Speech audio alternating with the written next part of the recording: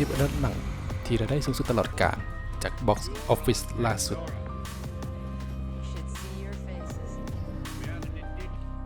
ขึ้นชื่อเรื่องหนังปฏิเสธบ่ได้ว่าบ่มีไผเคยเบิ่งหนังโดยเฉพาะหนังต่างประเทศที่เขามาฉายบางหนังก็ได้รับเสียงตอบรับดีสมควรบางหนังก็ถึงขั้นกับดับอย่างบ่เป็นท่าหนังที่ประสบความสำเร็จจะได้รับรางวัลนั้นก็คือรายรับจากการฉายทั่วโลกต่อไปนี้คือ10 อันดับหนังที่ได้รายรับสูงสุดตลอดกาลอัปเดตจาก Box Office ล่าสุด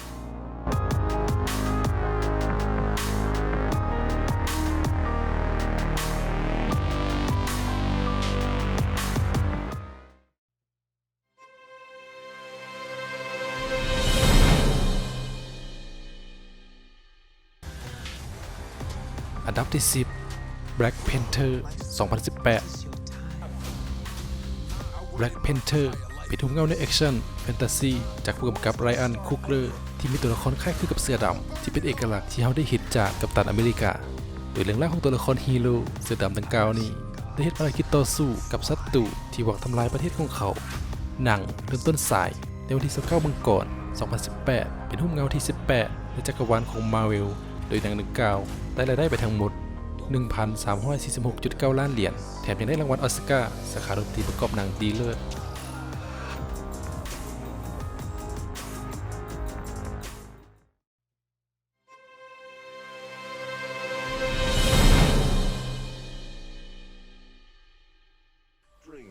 อันดับที่ 9 Avengers Age of Ultron 2015 Avengers Age of Ultron เป็นทุ่มเงาในแอคชั่นแฟนตาซีซูเปอร์ฮีโร่ผลิตโดยค่าย Marvel Studio และจำหน่ายโดย Walt Disney Pictures และกำกับโดย Joss Whedon โดยมีเนื้อเรื่องเล่าถึงเรื่องราวต่อจากภาคก่อนโดยทีม Avengers ได้ออกภารกิจกำจัดองค์กรร้ายที่แฝงตัวในหน่วยงานซิลโดยหนังดังกล่าวได้เริ่มออกฉายในวันที่ 30 เมษายน 2015 และกวาดรายได้ไปทั้งหมด 1,405.4 ล้านเหรียญ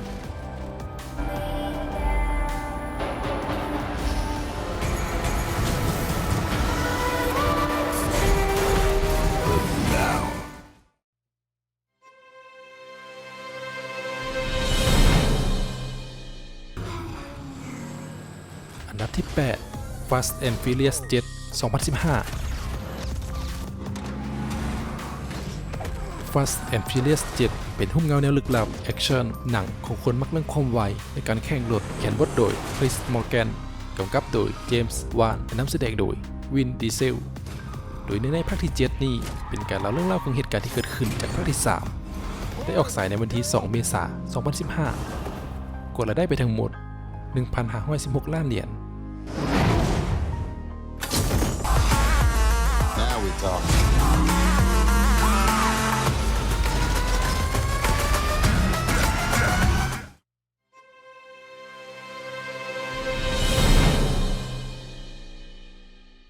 อันดับที่ 7 The Avengers 2012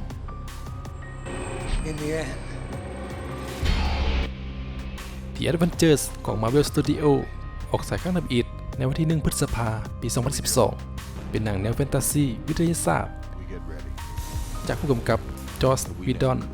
ซึ่งเป็นหุ้มเงาที่เปิดตัวที่มีเสียงฮือฮาสมควรหลังจากเป็นการรวมเอาบรรดาซุปเปอร์ฮีโร่ของหนังต่างๆในค่ายมาล้มตัวกันหนังกวาดรายได้ไปทั้งหมด 1,518.8 ล้านเหรียญ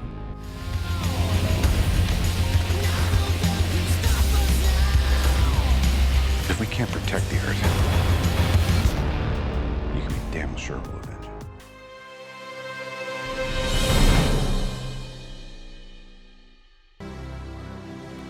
มาต่ออันดับที่ 6 Jurassic World 2015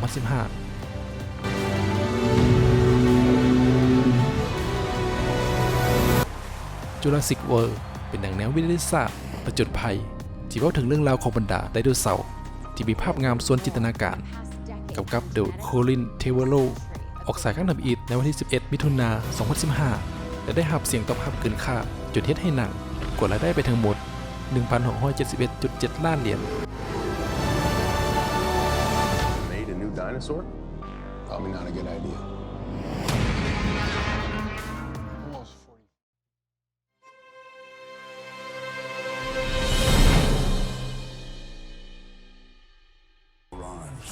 นดับที่ 5 Avengers Infinity War 2018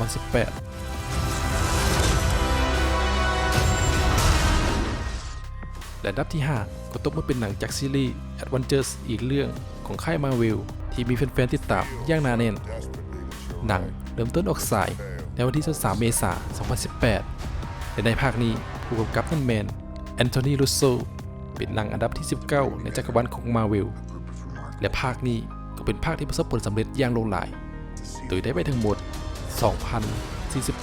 2,048.4 ล้านเหรียญEngage all defenses.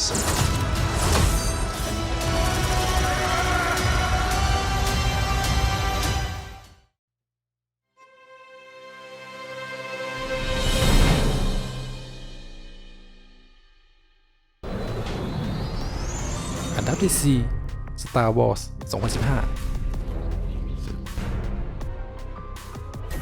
และอันดับที่ 4 ก็ตกเป็นหนังแนวแฟนตาซีวิทยาศาสตร์อีกเช่นเคยแต่กลับกลายเป็นหนัง Star Wars ที่มีเนื้อในเล่าถึงเรื่องราวการต่อสู้ในโลกอวกาศหนังออกสู่สายตาบนสุนเป็นครั้งทำอิฐในวันที่ 17 ธันวาคม 2015 และได้เสียงตอบรับเกินคาดกว่าและได้ถล่มทลายไป 2,068.2 ล้านเหรียญหนังกำกับโดย J.J. Abrams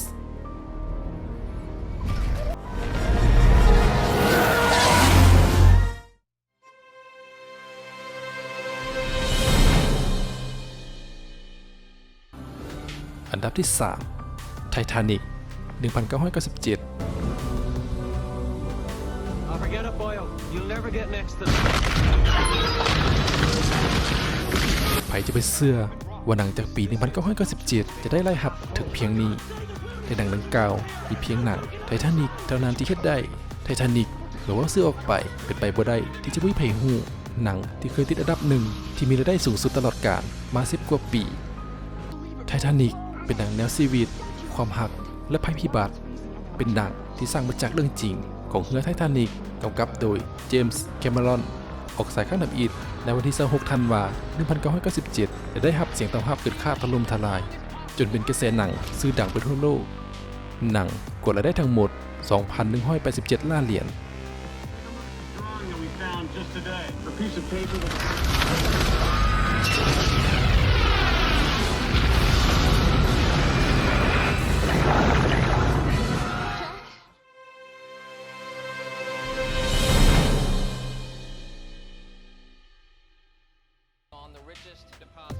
อันดับที่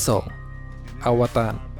2009 จากหนังที่เคยครองอันดับหนึ่งมา 10 ปีล่าสุดตกมาอยู่อันดับ 2 เป็นหนังแนวแฟนตาซีที่มีตัวละครแบบแปลกๆตัวสีฟ้าหูยาวๆที่เป็นเอกลักษณ์จนเป็นที่ฮือฮาและเป็นกระแสไปทั่วโลก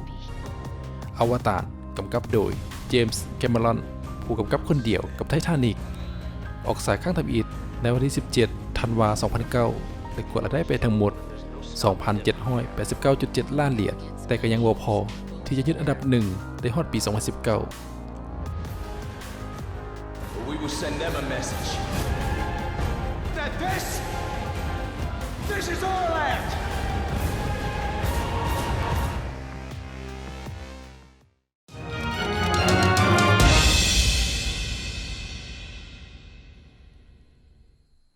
อันดับที่ 1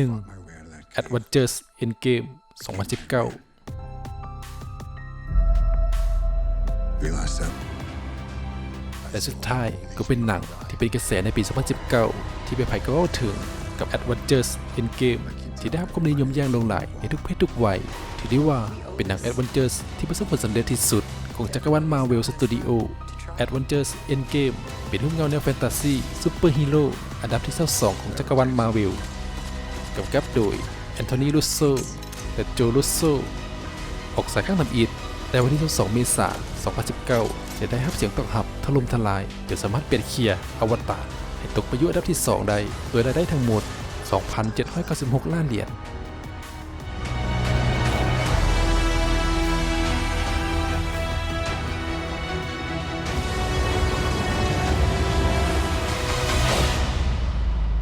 Whatever it takes.